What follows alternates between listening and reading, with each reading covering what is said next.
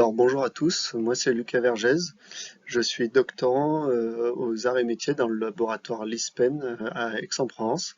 Mon projet de thèse est financé par l'Agence nationale de recherche et je fais une thèse en CAO sur le réassemblage automatique de modèles CAO pour de l'expansion de bases de données ou de l'aide à la conception.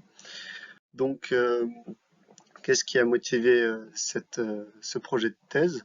C'est tout simplement la génération synthétique d'assemblage CAO. Donc, il faut savoir que dans ce qui existe actuellement, euh, pour la génération d'assemblage, c'est pas seulement en conception, c'est dans toute la géométrie. Et donc, on a beaucoup d'assemblages de maillage, donc qui va permettre de générer des nouveaux modèles 3D avec ces maillages-là. On peut faire aussi de la prédiction de contraintes une à une, donc à chaque fois vérifier qu'une pièce s'assemble bien avec une autre.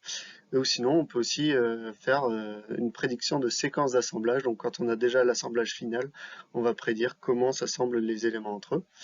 Ces méthodes-là, elles ont des petites inconvénients, c'est que elles fonctionnent soit pas avec des modèles BIREP, ce qu'on appelle, donc des modèles paramétriques CAO, soit sans assemblage cible, donc c'est-à-dire on n'a pas l'assemblage final avant de le commencer, ou alors il y a des collisions dedans et tout ça.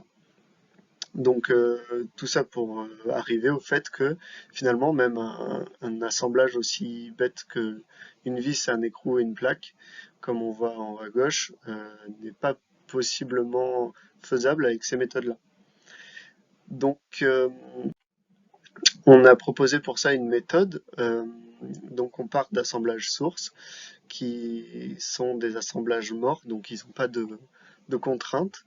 Et on va premièrement détecter les contraintes des pièces entre elles. On va ensuite mettre ces pièces-là dans la base de données de réassemblage, le faire pour chaque pièce.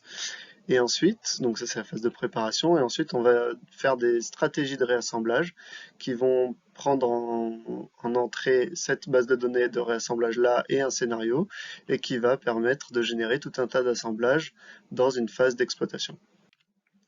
Donc on a des utilisations possibles pour l'expansion de bases de données, comme on voit à gauche, avec différentes lampes qui se mélangent pour donner des nouvelles lampes, ou encore en aide à la conception pour générer des nouveaux assemblages à partir du graphe de liaison que le concepteur peut avoir mis en place. Voilà pour ma thèse. Merci pour votre attention.